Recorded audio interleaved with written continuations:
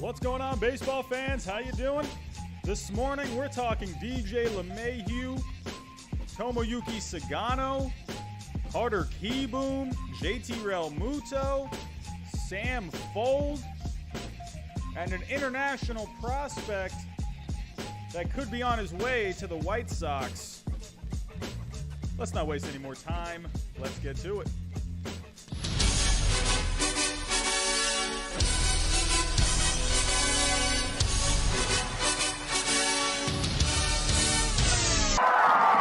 Wake up the dumb bambino and have me face him. Maybe I'll drill him in the ass.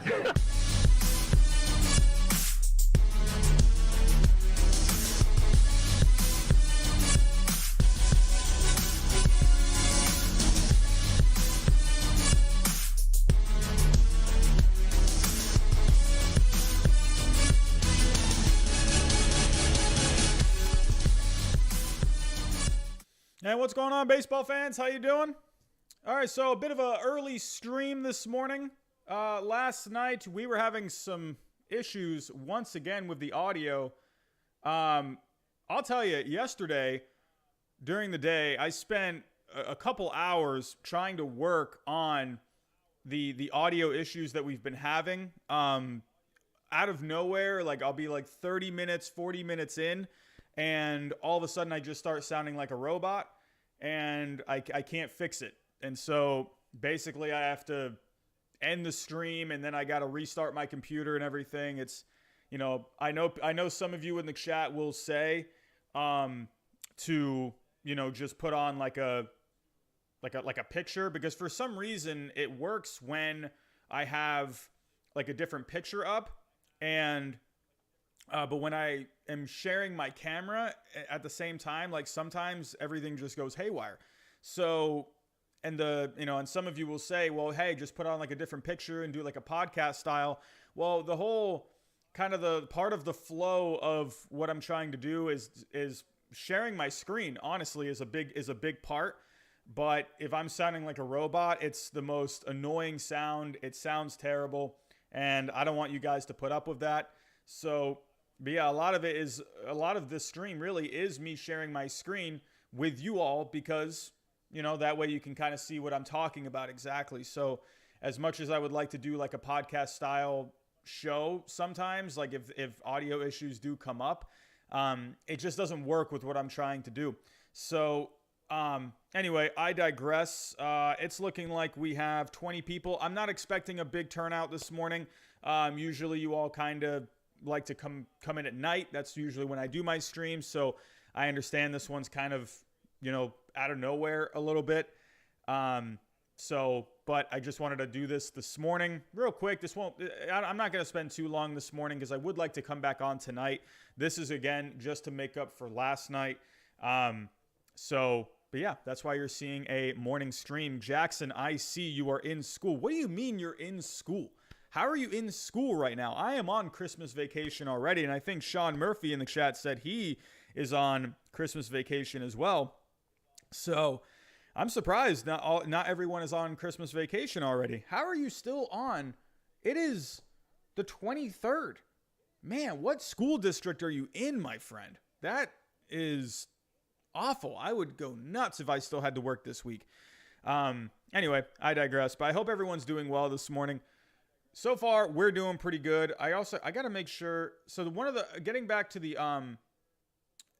problem at hand that I was having was with the audio. It looks like I've maybe found the fix to where I didn't realize that my audio was actually very loud. So, or at least on my end, to where it was kind of getting overloaded, and then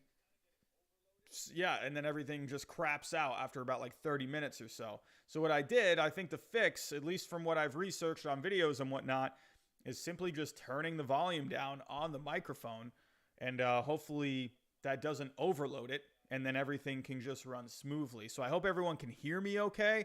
Give me a thumbs up in the chat if you can hear me okay. Is it too low? It sounds like it's pretty good on my end. All right, Jackson, you can hear it. Perfect. All right, awesome. So again, I did turn down the volume. So if you need to turn up the volume on your end, then do so. But yeah, I cannot keep I got to make sure I keep the volume lower than I usually do. And hopefully that simple little fix is what fixes everything. Because I'm tired of these streams just getting, I'm tired of the audio problems. It's driving me nuts. So, and also a little thing, even just keeping my microphone a little away from me, that might help too. You know, I don't know. It's just like little things like that. And hey, we're learning as we go. So I have never done live streams before this year. I mean, I just started really doing live streams. Whoa, we got something going on. We got a super chat. Webb's Love 122, $2 super chat. Thank you so much for that, my friend. Nimmo, Rosario, Beatty, and International Cash for Lindor. We are going to go to baseball trade values in a little bit, so I'll plug that in. But because I am going to be going to baseball trade values, so as soon as I get to there, I'll plug all of this in. That sounds like it could actually Nimmo, Rosario. I feel like it might take. No, I don't know. That might actually be okay. I think that actually might be pretty decent. We'll plug it in here in a little bit, but let's not waste any more time here. I've rambled on, so let's get to the news. So last night, I believe I covered two things. I'll cover those again really quick, so people that are, seeing the stream today, or just seeing it now, so that way you can kind of get caught up on what we were talking about last night before the stream just completely broke. So we started off last night talking about DJ Lemahieu. The Mets talking with DJ Lemahieu. This is not surprising in the least. The Mets have been just connected with everyone this offseason. It's no surprise to see them connected with a DJ LeMahieu. They are in on George Springer. They are in on DJ LeMahieu. And they could use someone at second base now that Robinson Cano is suspended for the year. In all honesty, bringing in a DJ LeMahieu, even if Cano was not suspended, that would be a huge upgrade anyway. So DJ LeMahieu here, according to John Heyman, the Mets have recently contacted infielder DJ LeMahieu. It looks like it's going to come down, at least in my opinion, it's going to come down to the Mets, the Yankees, and the Blue Jays, another team that is just in on everyone this year. So it's no surprise here to see the Mets in on him. And let's go take a look at the depth chart. Let's go see how he would fit in. Again, Cano's out for the year. He is, for some reason, still listed on this depth chart. I was saying last night, Steve Cohen, if you are one of these 29 people in the chat right now, can you please tell someone to take Robinson Cano off of the depth chart? Is that possible? Please? He should not be there. So he would slide right into second base. I believe the Mets, they're going to have to do some kind of a move to where, Jeff McNeil currently, he is in left field. So if you brought in a LeMahieu, Jeff McNeil would most likely slide over to third where JD Davis is right now. So that to me, what are you going to do with a JD Davis? If you bring in LeMahieu, you're not getting rid of McNeil. McNeil will go to third. So you got two options out there for left field unless you bring in a George Springer. But I think if you bring in LeMahieu, you're not bringing in Springer. So it's going to come down to who are you going to keep? Are you going to keep JD Davis or are you going to keep a Dominic Smith? Who's going to go out in left field? JD Davis defensively out in left field has never been very good. So that can be a huge issue. So that makes me wonder. Maybe JD Davis could be up for a trade. That's possible. Because honestly, who are you going to keep at third? I'm going to keep Jeff McNeil. I'm sorry. Jeff McNeil to me is just a better all-around player. I believe with JD Davis, you could ship him off somewhere. Maybe you can get some bullpen help, maybe a back-end starter, something like that. So DJ LeMahieu, logistically, some pieces are going to have to move around. But he will fit in at second base. Right now, what this should say, this should have Jeff McNeil at the top of the depth chart at second. But again, if you bring in LeMahieu, McNeil, he'll slide over to third.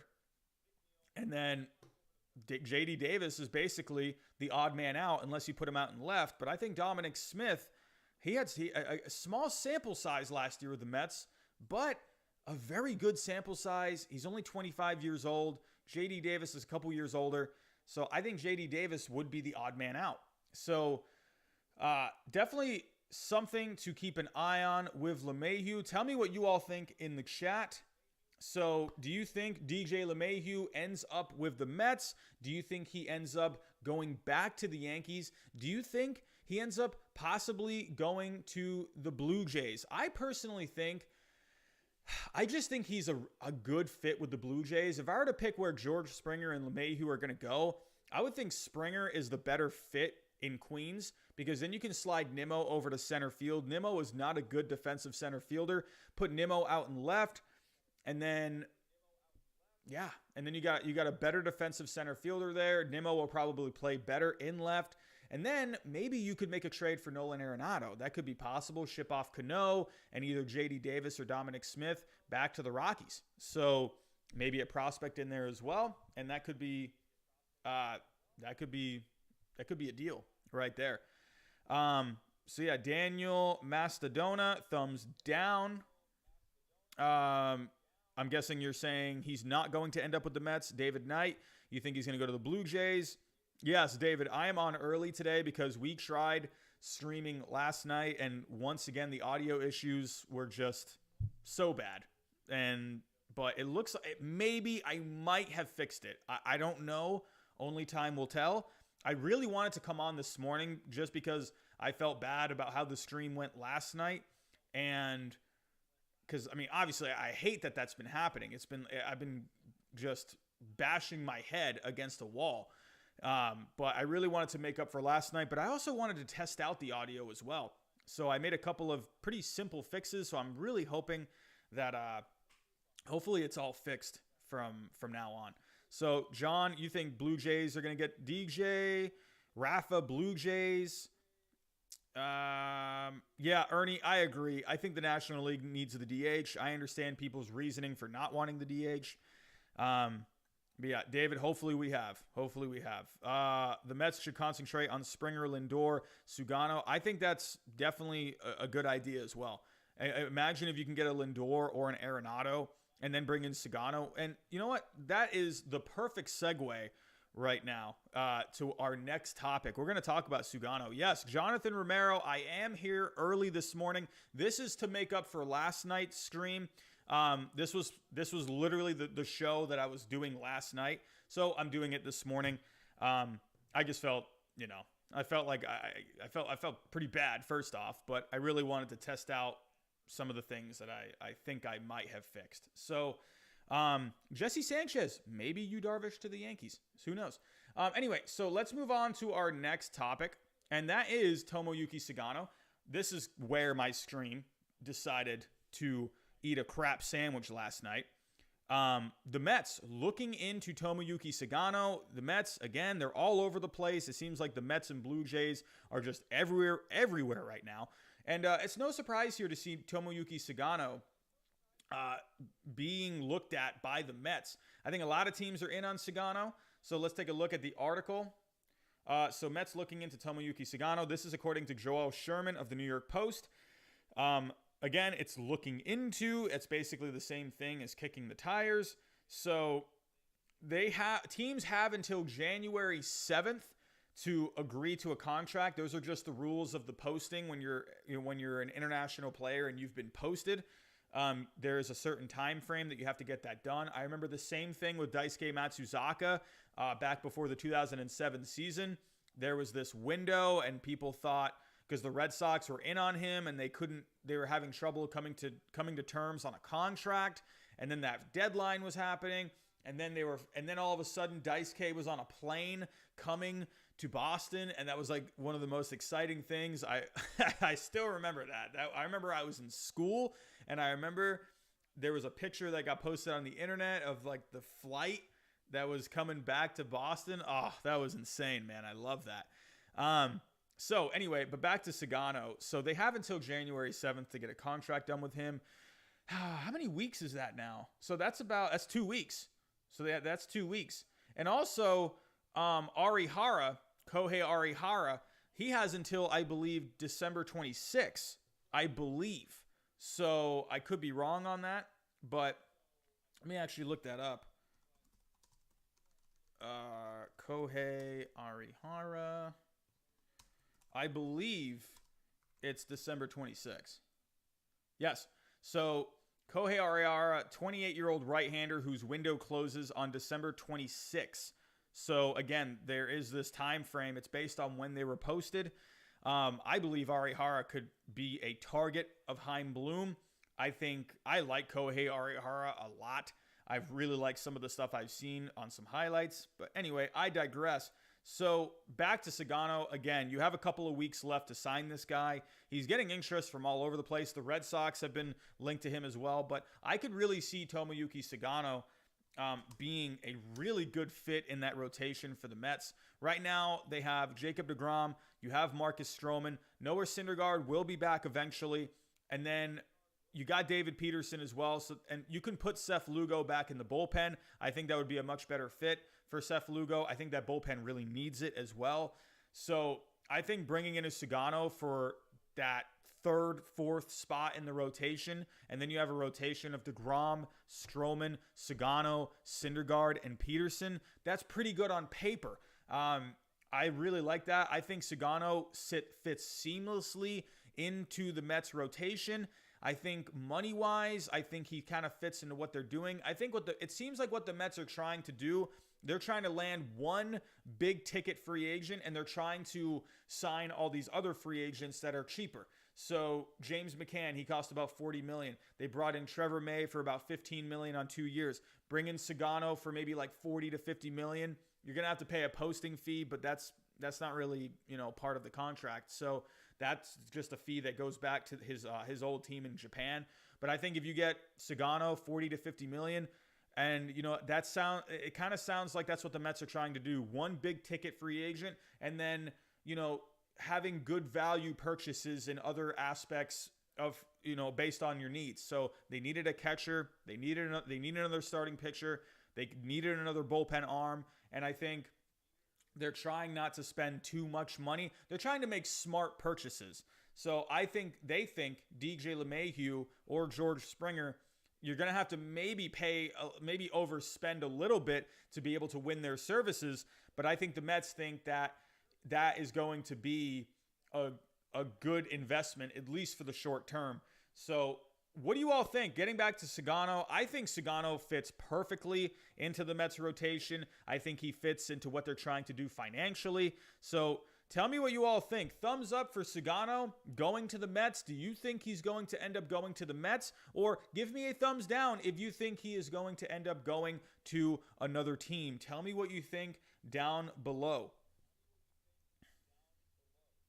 Oh, Webb's Love. I didn't know that. He's only making $6 million for the 21 season? Really? Interesting. Bradley in hand would be great for the Yankees. I think Hendricks is asking for a lot of money. Ernie, I agree. But I also agree with Hendricks wanting to ask for a lot of money. This guy has been dominant for the last few years now. And, that guy had to work his butt off to get to where he was. He took a little while to get it going, but once he got it going, he has just been dominant. Daniel, never heard of Sugano. Well, Daniel, you have come to the right place. I just made a video on Tomoyuki Sugano. I posted that, I think, last week or 2 weeks ago. Go to my channel after this stream is over and go watch that. It's called Who is Tomoyuki Sugano? Pretty much it gives you a quick rundown of who he is. So, Daniel, I'm telling you right now, go watch that video. That's going to tell you everything you need to know.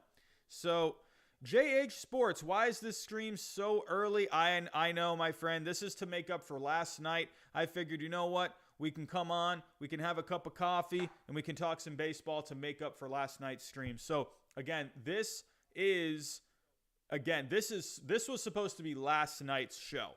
So, this is why we're here this morning. If there is more to talk about later on, I will be back later on tonight. So, let's move on. I'm seeing thumbs ups. I think a lot of you also think Sugano is a really good fit, and you think he's going to end up going to the Mets.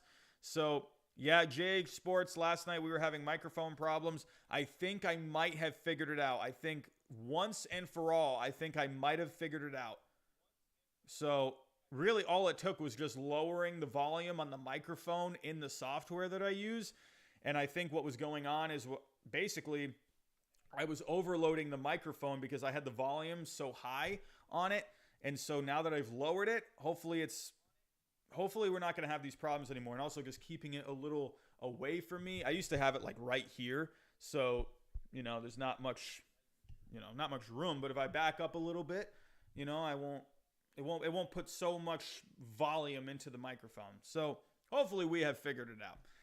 We're learning as we go. It's been a very frustrating process. But either way, I digress. Moving on to our next story. And you know what? Last night, I actually was not going to cover this because this story kind of got out after the stream. So, or at least during the stream. I hadn't read about this before the stream, but so, hey, doing an early morning stream kind of benefited me here. It's because now we get to talk about this. Since we're talking about the Mets, let's stay in the division. And we're going to talk about JT Realmuto. Not really too much on JT Realmuto. However, the Phillies have an offer on the table for JT Realmuto. I personally think that he is going to go back to the Phillies. I've been saying this from day one. I have predicted him to go back to the Phillies, even when they were saying all of this, oh, we don't have any money. We're not sure where we're at financially. I personally think JT Realmuto, the best fit for him is with the Phillies. Bryce Harper and him, best friends, very close friends. And he's just so vital to that team. He handles the pitching staff well. He's just overall one of the best catchers in the game. Amazing defensively, solid at the plate. I think if you're the Phillies, you're making a huge mistake if you let him go.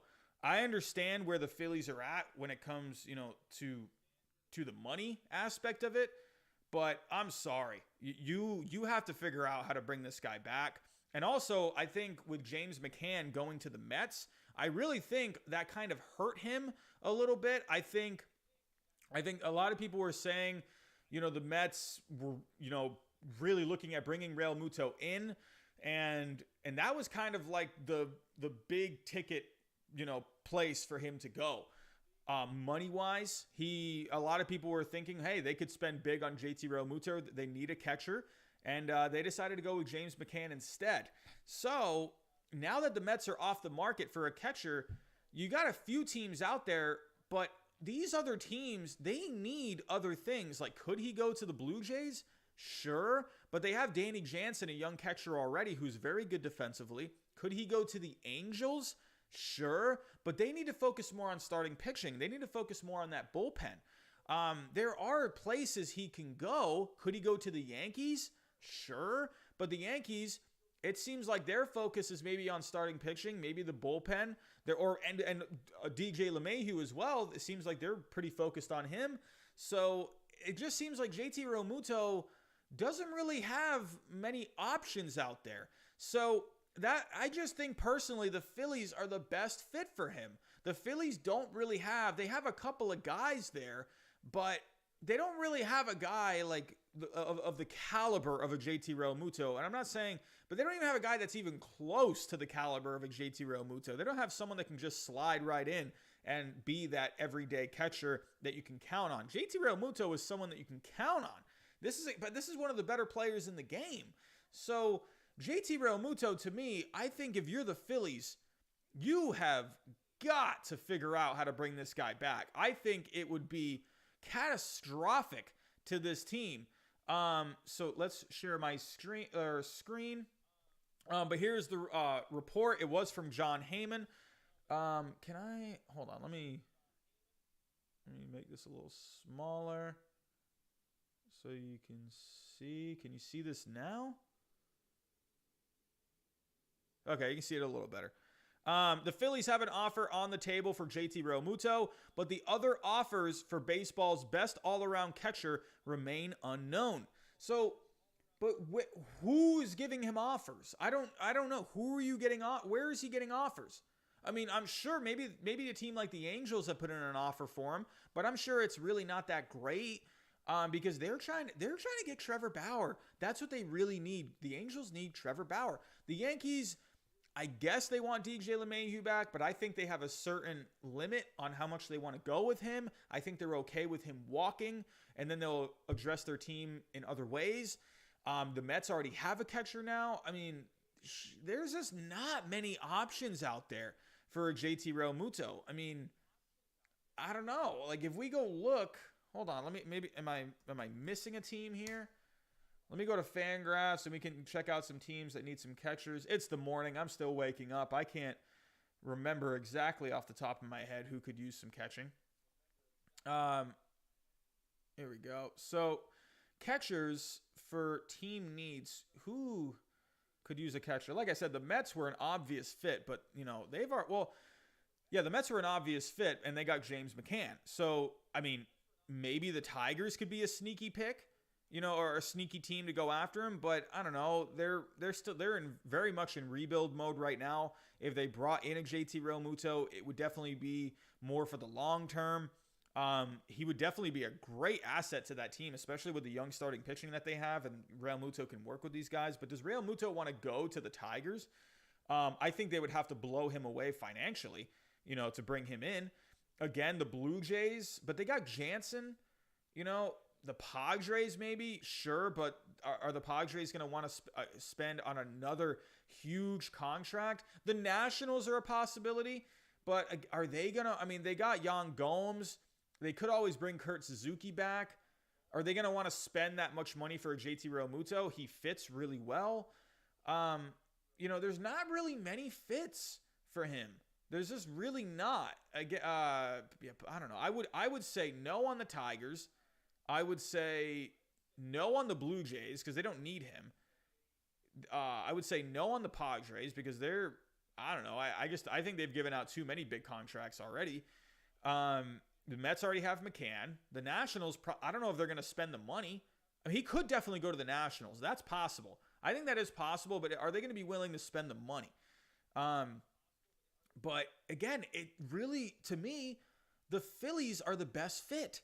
They are just the best fit. I mean, they were the second best team at production from catcher last year. And that's all JT Realmuto right there. I think if you're the Phillies, you got to bring him back.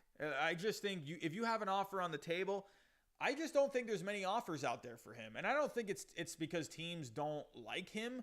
I think just that they don't really fit into their team or they don't fit financially. So I don't know. I could see the Angels. I mean, they got Stacey. I always can't remember if I'm pronouncing that right. But the Angels already have something. Sure, they could upgrade, but they want to use that money for Trevor Bauer. That's what they want. Yankees, I think JT Realmuto would be perfect for the Yankees. But they seem to be wanting to going with Higashioka and Gary Sanchez still. They love Gary Sanchez. I don't know. I'm not a big fan of Gary Sanchez, but they still love Gary Sanchez. I don't know. So the Yankees, they don't really seem too enamored with the idea, and they want to use their money elsewhere. I just think with the Phillies, I think he's going to end up back with the Phillies. Or you're going to see, I think it's going to be the Nationals or the Phillies. I think if the Nationals, if they decide they want to pony up some money, JT Realmuto could be the guy. I could definitely see the Nationals or the Phillies. And again, he could fit with the Tigers. That's more of like a long-term kind of a thing, if anything. But, you know, I don't see them spending the money. And I don't see JT Realmuto wanting to go to a rebuilding team unless they really paid him. That could be like an Ivan Rodriguez kind of a move from back in like 2004 when he went to the Tigers. It's possible. I think he would be great for their organization. But I think in the end, I think he's going to end up back with the Phillies. I think the Nationals could have something to say about that. That's possible because they could use a catcher. So, and they're trying to get back to their winning ways. But I don't know. I'm going to put my money on the Phillies. I think he's going to end up back there. I just think it makes too much sense for him to go back. So, anyway, what do you think in the chat? Do you think JT Realmuto is going to end up back on the Phillies? They have an offer on the table. Give me a thumbs up in the chat if you think he's going to end up back with the Phillies, or give me a thumbs down. Do you think he's going to go elsewhere? Orioles, thumbs up. Jackson is bored in math. Jackson, I honestly don't understand how you are still in school. I don't get that. I really don't understand. I mean, and this is coming from a teacher. How are you still in school? I don't know. Daniel, you think he's going to go elsewhere? Jonathan Romero back to the Marlins. Could you imagine that? That'd be fun. I mean, that could work too. Edmund, thumbs down. Ken with a thumbs down. Jacob, thumbs up. Drew, what's going on, my friend? Thumbs down. Sean with the thumbs up. So we're kind of going back and forth. I'm seeing more thumbs downs than thumbs up. So we'll have to see. Edmund 19, thumbs down. Elliot thinks with the thumbs down. Jackson, I'm on online school. I get next week and the week after off. Oh, okay. Well, at least you get a couple of weeks off, so that's nice. Well, I would imagine you have tomorrow off. Tomorrow's Christmas Eve, right? So I would imagine you have tomorrow off. Even still, I don't know. That's crazy. You should have this week off. I'm just saying. All right, everyone. Let's move on to the next topic. Let's stay in the National League East. I just mentioned the Nationals, and it just so happens that the Nationals have a young player full of potential that they are open to trading. Carter Kieboom could be possibly on the move. They are open to trading him, which to me, this is very surprising. This is very surprising if you ask me. I don't know about this one. I don't know. This to me is crazy. I think if you're the Nationals, I get it. You're trying to win, but you are open to trading your top prospect. He has okay. Hold on. Okay, so I understand where people are coming from with him. I get it. But everyone, I'm sorry. I'm sorry. Last night I was ready to go into rant mode, but it's 10:30 in the morning. I don't know if I'm feeling rant mode now. I was ready to rant about this last night, but he has played 44 games in the major leagues. I understand he has not had great results. I understand that. However, there's another guy I want to bring up. Let's take a look at one player that also struggled in the early going in his career, and that's Dustin Pedroia. Dustin Pedroia, in his first 31 games in 2006, let me move this screen over. Okay, can we see this now? No, all right, whatever. But the top one here is 2006. You know, actually, can I zoom out a little bit?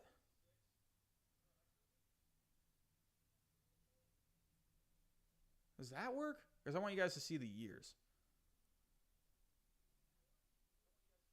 No, whatever, I give up. So, 2006, he was awful in the first 31 games that he played. Awful. Hit 191. I remember Dustin Pedroia. 2007. If we were to go to the splits, hold on, let me go to 2007. 2007. If we go to that first month, he was, I don't want fielding. Did I pick fielding? Oh, I picked fielding. Okay, let's go to his batting stats in 2007. In that first month, look at what he was hitting after 1 month in 2007. He was hitting 182. 182 he was hitting. And that was how many games in? That was 23 games in. Pedroia, I think Carter Kieboom was a higher ranked prospect than Pedroia is. Well, let's see what Pedroia, he started picking it up in May. And then by the end of May, he was hitting 308. So, I mean, I'm just saying, I think you gotta be a little more patient with a Carter Kieboom. I think you gotta relax a little bit. You have to understand, he has played 44 games. 11 of those games were last year in 2019, not 2020. And then he played 33 games this year. in a dumpster fire of a season. This season was a train wreck. You had all of spring training basically thrown out the window. You went to spring training, and then it got thrown out the window. And then you have to come back to a 3-week alternate camp. You're a rookie, and you're having to do that. I'm sorry, but like I think Nationals fans, I love you all, but I think you need to pump the brakes a little bit on a Carter Kieboom. I think this is ridiculous. I don't know. If we were to go to look at the Nationals' top prospects from, I believe he was the number 1 prospect. I can go to 2019. Okay, teams. So he was the number 1 prospect. Number 1 prospect. There is a reason why he was the number 1 prospect. If you look at his stats, let me actually go Baseball Reference. If look at his minor league stats. So in the minors, he hit 287. This is over 4 seasons. He had a 378 on base. He had an 847 OPS. He hit for power. This is a guy where, okay, if we go back to 2019 in AAA, over 109 games. He hit 303, had an OPS of 902, 16 home runs, 79 RBIs. I don't see where everyone they're just like jumping off of a cliff when it comes to Carter Kieboom. Why? He has played 44 games in the major leagues, with 33 of them being in a shortened season.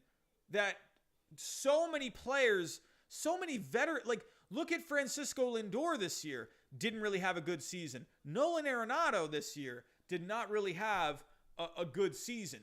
How many guys this year did not have good seasons? But you're going to get on to a rookie? I mean, I don't understand that. Like he's had 44 games, and you're open to trading him? You're open to trading him. Why? There is no reason for this. I am sorry, but there is not. Chris Drew, thank you, Christian Yelich. So many guys this year had a down season who have, like Christian Yelich, like Nolan Arenado.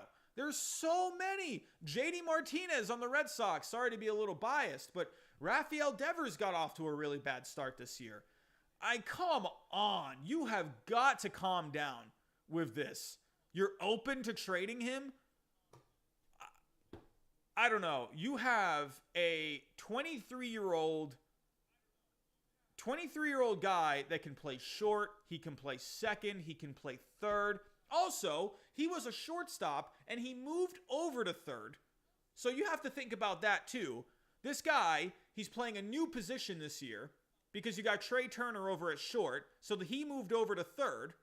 He's trying to learn to play that position on a full-time basis. He's trying to get comfortable over there. And, of course, I mean, you're only human. You're human, that makes no... you're a human being. Do you really think this guy, with all of the circumstances that he's been dealt with everyone that they've been dealt with, you really think, like, with learning a new position and then dealing with all of all of the COVID and everything and the shortened season and the spring training getting canceled? I'm sorry, but I don't think that's great for a young player, if you ask me, when spring training gets thrown out the window. So, but you're just going to give up on this guy that quick? It took Dustin Pedroia around 60 games, maybe 50 to 60 games to really get it going. And last time I checked, Dustin Pedroia had a really good career. Yes, I understand the knees now, or the knee. I think both knees actually are giving him some problems. But Dustin Pedroia, I understand, it's, the guy ended up having a good career. But people are ready to give up on Carter Kieboom now? I don't understand that. I don't understand it at all. Orioles, I understand. Basically, the Nats aren't going out there and offering to give up Kieboom. But I don't know. To me, I don't want Suarez. I want to keep a young player, someone that is going to be cost controlled for the next 6 years. I just think he's going to have his growing pains. I don't know. I mean, I wouldn't give him up for Gallo. I'm sorry. I would not give him up for Gallo. I mean, who's basically a home run or strikeout guy. This is a guy that could be an all-around good player for you and could be a centerpiece of your franchise or one of the centerpieces. I'm sorry. I think it would be stupid to trade him. I don't agree with it. I don't think this guy, I mean, unless you get absolutely blown away for the only way I would do this is maybe for Luis Castillo. That's it. That's the only way I would do it. I would only do it for that. That's the only guy I would do it for. I'm keeping Carter Kieboom. This is a guy I think has a lot of potential. And I just think it would be silly to trade him.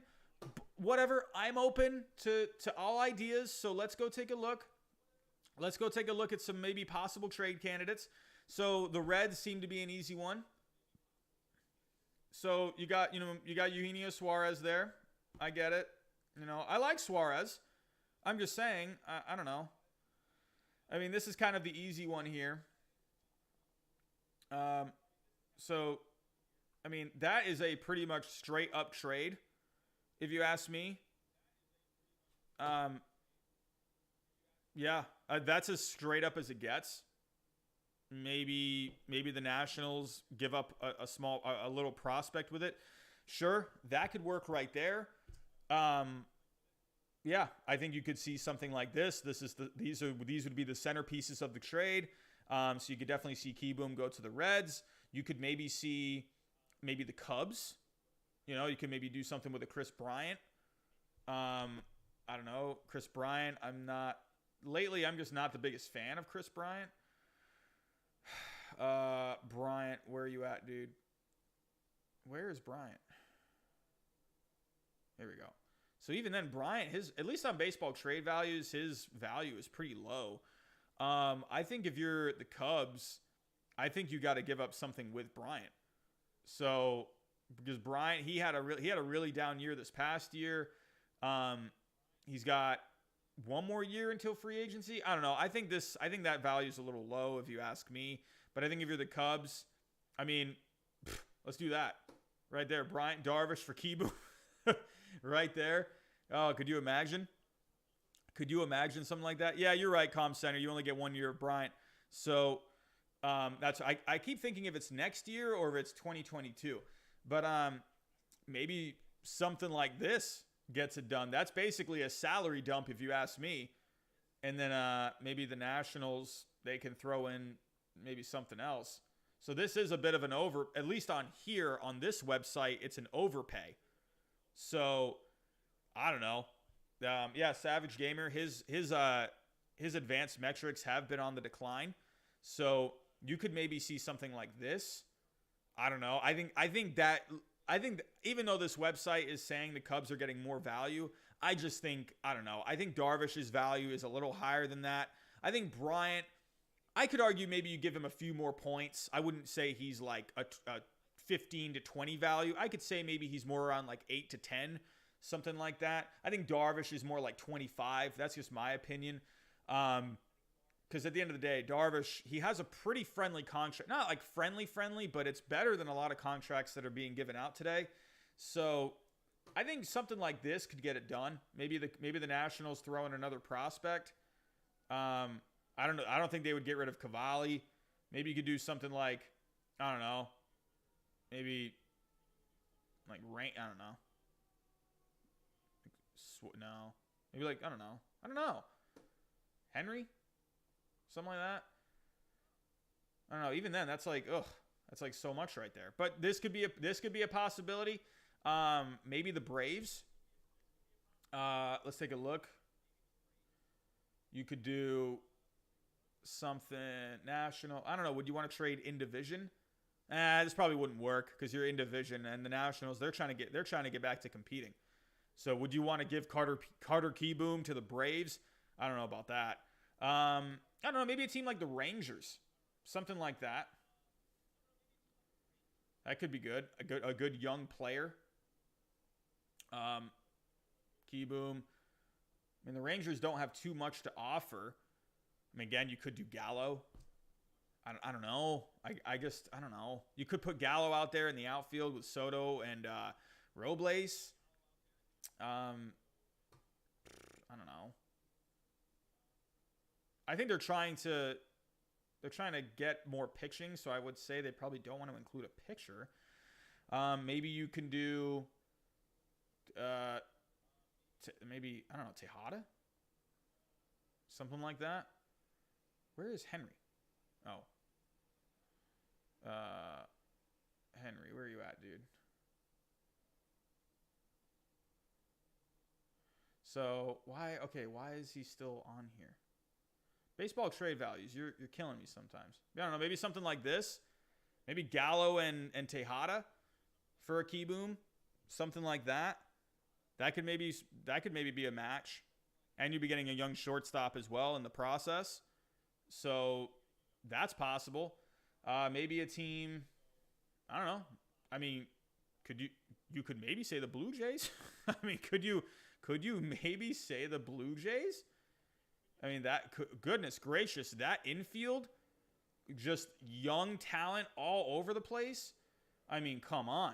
You know, Kieboom, Blue Jays. I mean, they got a lot they could send back. You could send like a Woods Richardson back. I don't know, maybe like a Martinez. Maybe a couple prospects there. And maybe that gets it done. Bit of an overpay, but I think with Kieboom, I think the Nationals are going to look for a lot. I actually kind of like this trade a little bit. I actually kind of like it. Oh, we got a super chat coming in. Oh, Webb's Love 1122. What is going on? Thank you very much. I'm going to get back to your trade here in a second. 3-team trade. Nationals get Raimel Tapia, JD Davis. Rockies get Nimmo. Mid-level prospects. That could work as well. I'll see if I can plug that in. I'm not very good with the 3-team trades. But yeah. Webbs, what was that trade you sent me earlier? Can you type it in the chat? Because I told you I was going to plug it in for you. Let me see if I can plug this one in real quick. But getting back to Kieboom, I think, you could see something like that. There are possibilities out there for him. I think with the Nationals, I don't know. But again, would you want to trade him for prospects? That's the only problem here. I think they would want major league ready guys. So let me take these guys off. I don't know. They could use a catcher. So maybe Jansen. Something like that. I know he's not the best offensively, but the guy's got a great glove. And then maybe you could do, I don't know, do like a starting pitcher. And then I'm trying to think, what's a major league ready guy you could do? I don't know. Stripling? Possibly. It's not really too much there. Maybe Thornton? I don't know. Something like this. It's a minor overpay according to this, but you'd be getting a good catcher for the future. Getting a young lefty arm. You're getting a major league ready starting pitcher. Something like that. I don't know. Would that be exciting? I don't know. So, thank you, Webb's Love 1122. I'll put that in 1 second. But I think with the the Nationals, if you are going to trade a Carter Kieboom, I think, if you can get a young major league ready piece in return, I think that's what they would want. I think that's what most teams want these days anyway. But I think, here, I think this is a good match. Something like this. I know Jansen's maybe not the most exciting guy, but if you can get something major league ready, maybe a couple of young players, a couple of prospects as well, I think you could see something done. If I were the Nationals, I'm not getting rid of Kieboom. I still think it's 44 games into his career, where it took Pedroia, 50 to 60 games with spring training, and everything else involved. Pedroia had a normal set of circumstances, and he was off to a terrible start in his Red Sox career. And then he ended up having a really good career. So, Kieboom, personally, I'm going to hang on to him. That's what I think. So, tell me what you think in the chat. Do you think the Nationals should hang on to Carter Kieboom, or give me a thumbs up if you think so, and if not, give me a thumbs down. Do you think Kieboom should be traded? while we're getting those thumbs ups, Webbs, I'm going to put that trade in for you here. So it was the Mets and the Indians. Again, Webbs Love, thank you so much for that. The couple of super chats, really appreciate that. Here we go. Indians. All right, so Indians, the big piece would be Lindor. And then you have Rosario, Nimmo. I mean, Nimmo is a big piece already. Beatty. This is already a bit of an overpay. I mean, Nimmo, he's a pretty good guy to have in your lineup. And then you said Rosario as well. I mean, right here, this is a bit, it is an overpay. On baseball trade values, they are gonna reject this. I think maybe if you did someone instead of Nimmo, or if, I don't know, no, the Indians wouldn't take on Cano's contract. That wouldn't work. So, I don't know, instead of Nimmo, maybe you could do, I don't know, Crow Armstrong. And look at that. Like, you're like pretty much, you're like dead even right there. I mean, that's pretty good. So right there, that's accepted, at least on here. So maybe something like that. Webbs, I meant to add Kieboom to that trade instead of JD Davis. So let me actually see if I can plug it in. But as you can see, I think it would take something like this, a couple of prospects, a major league ready guy for a Lindor. Before I move on to my next topic, let me plug this trade in for you. Thank you again for that super chat. So Nationals, and then I'll remember to put in Kieboom as well. Nationals, Rockies, and Mets. Interesting. 3-team trades I always get so confused with. It's just so many pieces moving around. So Nationals, they would get Tapia. He has a 0 value. Wow. Interesting. Okay, Nationals get him. And then the Mets give JD Davis. Rockies would get Nimmo.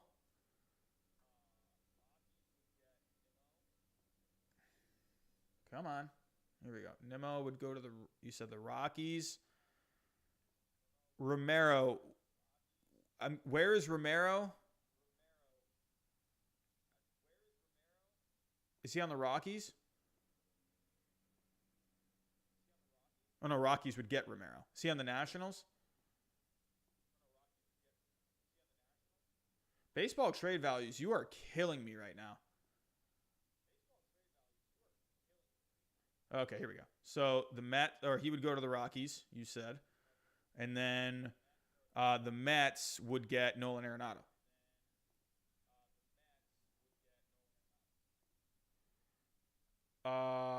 And then you said, and the Rockies would also get a couple of prospects as well. So I'll just do a prospect from each team. Okay. So I'll just do, I don't know. Let's just plug in someone. I don't know. Green. Go to the Rockies. And let's just do one from the Nationals. Let's just say,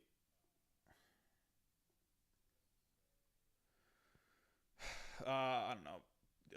Dienenberg would go to the Rockies. Okay, so this is basically what you just told me.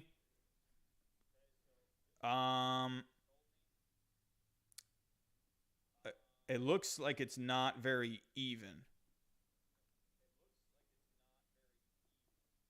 See, again, I don't know why. Like, I don't understand. Like, you need to get these, like, little things evened out. So, again, it looks like the Rockies are getting, like, the worst. I don't know why, though. I don't get it.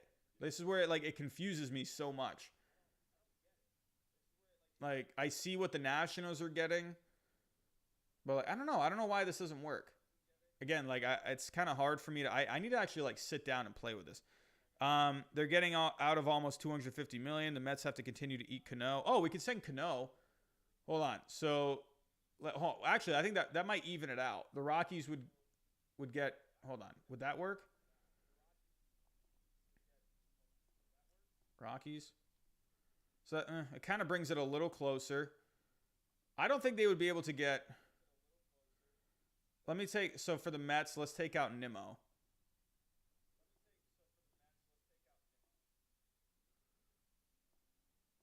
Whoops. So we're closer here. If we take out. So the Nationals and Rockies are, but they're getting. So let me take out Tapia. Hold on. Rockies. Okay, so he didn't really do anything there. So what if we did. So what if I added. Okay, if I add value. Well, it looks like the Nationals and Rockies both need. They need more, I guess. So I think you're on the right. I think we're on the right track here. I think something like this would have to happen. You know, so, like I think this kind of starts a conversation. So we're on the right track. So it looks like the Nationals. Oh, I want to see something real quick because when I put in a negative value, it brought this up higher. So what if I did Mets? I just want to just test something out real quick. What if I did Mets? Okay, so the negatives. Oh, okay. Oh, maybe this would actually be pretty good. So the Rockies the Rockies would have to take on another bad contract. So the Nationals, they have a bad contract? I mean, the Rockies would be taking on a lot of bad contracts here, so I don't know if that's going to work. So it looks like the Rockies, let's take out I wish you can just baseball trade values, they need to like do something here with where you can just like hit like an X on these players because then you have to like go back in. I think Romero was on the Nationals.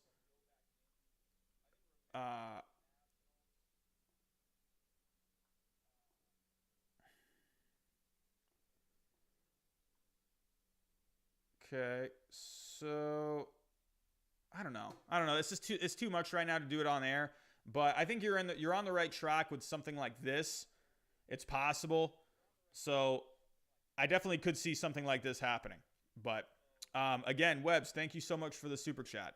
Yeah, we're on the right track with something like this. I like the idea of Davis being involved. I think the Rockies, they're going to have to take on someone like Cano if they want to get rid of Arenado. I think you're just going to have to. Just because that's just so much contract with Arenado. I think they're going to have to even it out by taking on Cano. So JH Sports, what's going on? But yeah, and then okay, you said Kieboom. So you said anyway. I'll play around with this later, and then yeah, I'll see what I can get. Anyway, let's move on. We have a couple more topics to talk about before I get out of here. Here we go. So moving on, we got a couple more topics tonight. Wow, I just said tonight. That's how how familiar I am with doing the nighttime streams. Anyway, this morning we have a couple more topics. Sam Fuld, the new Phillies general manager. I'm not going to take too long on this because really it's not like a huge move. But Sam Fuld, I think a lot of us, at least for me, Sam Fuld was a really solid player to have on your team. More of like a fourth outfielder kind of a guy. This was a guy that was known for just making all of these like diving catches. I mean, you would hear all these jokes about Sam Fuld. You know, the earth is covered with 75% water and 25% Sam Fuld. You would hear Superman's kryptonite is Sam Fuld. Something like that. You know, Sam Fuld was just this all-out guy that would just play hard. But then he transitioned to more of a front office role with the Phillies. He has had his name involved in some managerial opportunities to manage teams like I believe the Blue Jays were pretty close to bringing him on, and then he pulled his name out.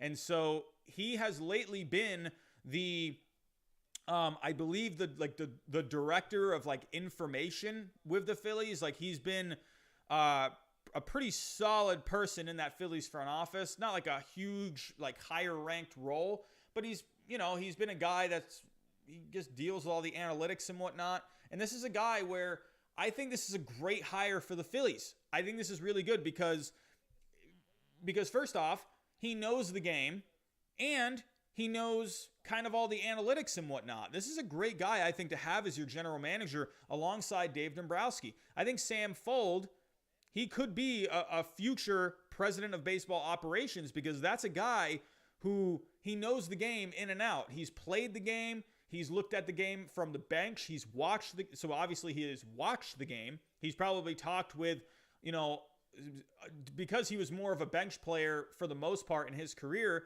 it seems to be like these guys that have spent more time on the bench, these are the kind of guys where they tend to be the better managers because they've watched the game more than they've played it. So Sam Fuld, he has that experience, not just playing, not just watching, but lately he's had that front office experience. And so I think this is a great hire for the Phillies. I think it's just really solid because Dave Dombrowski, not like Dave Dombrowski needs too much help anyway, but I think with the Phillies, I think you are going to have, it's going to be a bit of like a all hands on deck kind of a thing with the Phillies. I think Dave Dombrowski was the right guy to bring in to try and get that organization turned around. But I think having a guy like Sam Fuld as like your left-hand man kind of help you, I think he's just a guy where he's just a valuable person to have alongside you. He just knows the game in all aspects. I love this move. I think if you're a Phillies fan, again, they have Dave Dombrowski as the president of baseball operations, so everything has to go through to him before anything, Dombrowski gets the final say on everything. But I think Dombrowski can trust a guy like Fuld because he has that knowledge of the game in so many aspects. So I really like this move. I really do. So this was according to Jim Salisbury. The Phillies have announced Fuld's promotion. So again, he was the director, I believe, of like information. Also, George Valendia was promoted to assistant general manager from special assistant to GM, as reported earlier today by Jim Salisbury. So there was a lot of movement going around, but I think this is also a good thing for the Phillies because they're getting their front office set. They had to get rid of some guys. They had Dave Dombrowski come in. They're having to do a lot of stuff right now with their front office, and I think they're getting their front office position set to, you got to have everything set before you can really start to move forward as an organization. I think this is a great hire. I think this is a great move. He's familiar with the organization, so it's not like someone that's coming from the outside and coming in. And you're already having Dave Dombrowski come from the outside too. So I think having Fuld there, I think he's a valuable person to have alongside Dombrowski. So good move for the Phillies.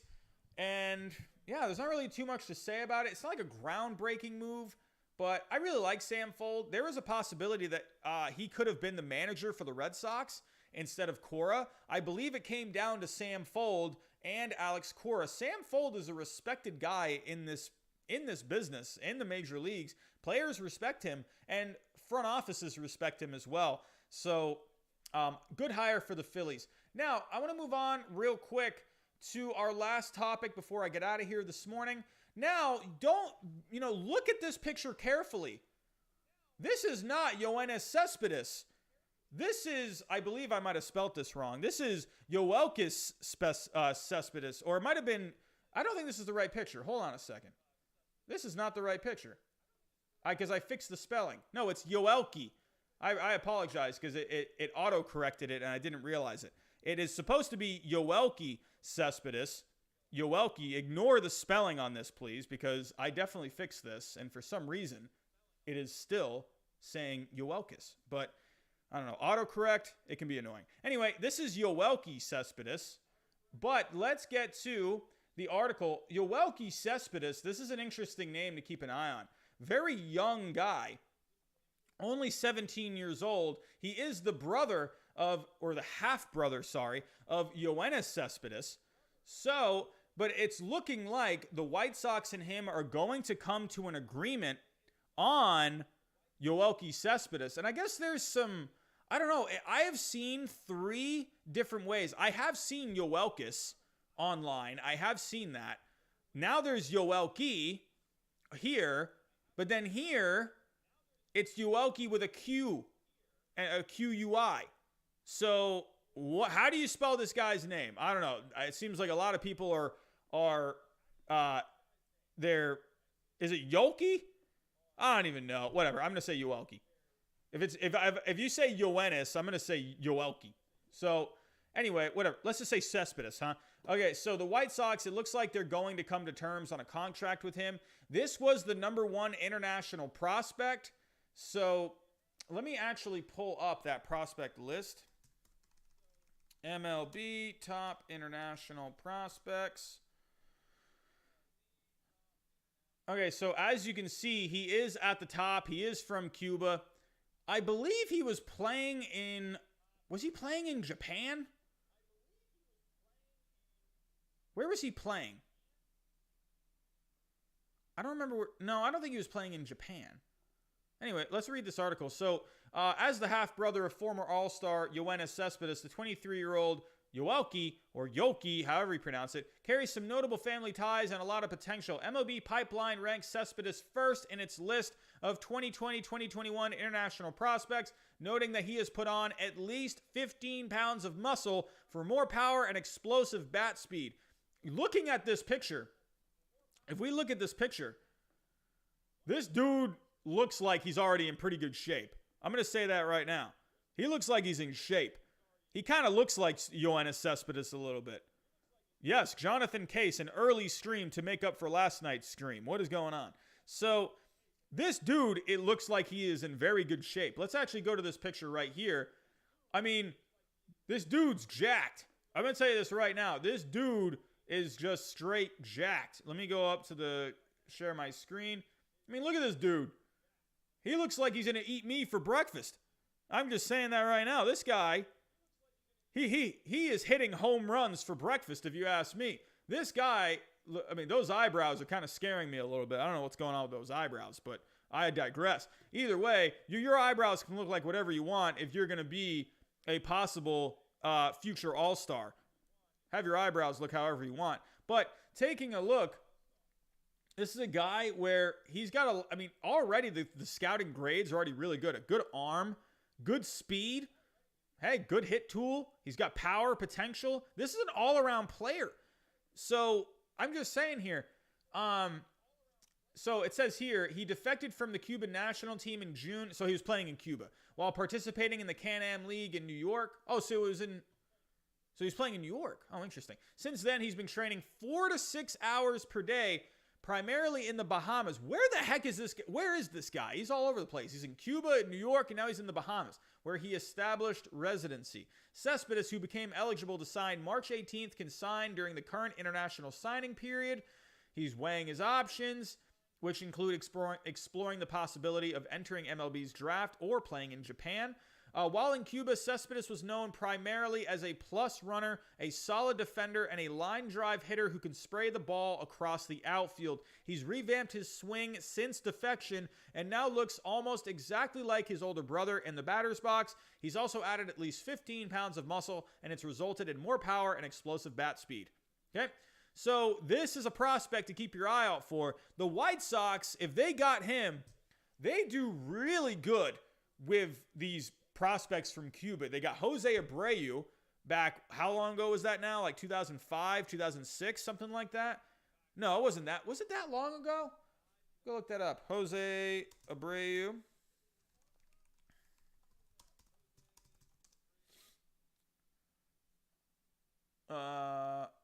When did he come over? Was it was late 2000s or like mid 2000s? Oh, wow, it's 2014. Oh, yeah, you're right. It was 2014. Who am I thinking of? I don't know who I'm thinking of. I'm thinking of someone else. But yeah, Jose Abreu, they got him back in 2014 or 2013, whenever it was. Did it say when they signed him? I don't know. It doesn't say. But they also got Luis Robert. I mean, they do really well with these Cuban international, they do pretty well with international prospects, but they do well with the Cuban ones especially. So, hey, they may have just landed another a future all-star here. Only 17 years old, so very young. But holy crap, like I said, this dude looks like he's going to eat home runs for breakfast, if you ask me. I'm just saying. I would like to play the video, but I don't want to get copyrighted. Here, I'll play the video real quick.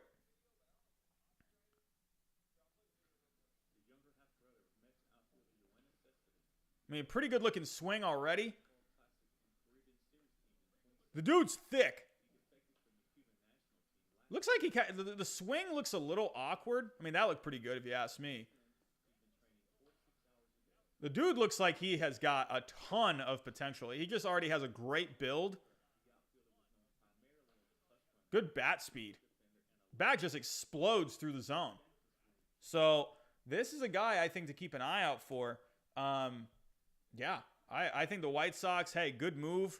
They just do really well with these guys from Cuba. So, but everyone, that is all I have for today.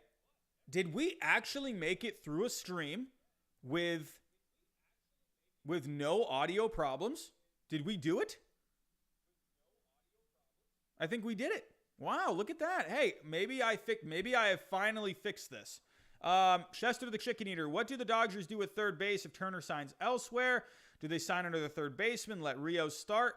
Honestly, I'm a big fan of Edwin Rios. I think you got to give that guy a chance. I really like Edwin Rios. That's a guy I think give him some playing time, and I think you will get rewarded. I like Edwin Rios a lot. His advanced numbers are really good.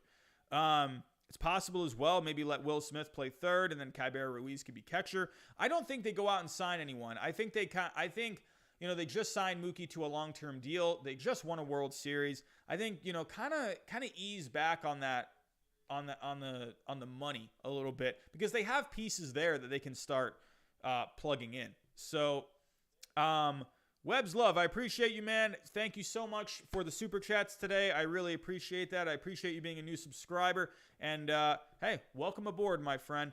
So, everyone, I'm glad the audio decided to not break today. And it looks like I might have figured this out. I hope. It seems like the trick was to just turn the volume down on my microphone. So, yeah, I think we're going to be good from now on. Hopefully, cross my fingers, knock on wood. So, everyone, that is all I have for this morning. If there is any more to talk about later tonight, I will be back here. I'll be back right here. So, as always, have a good day today.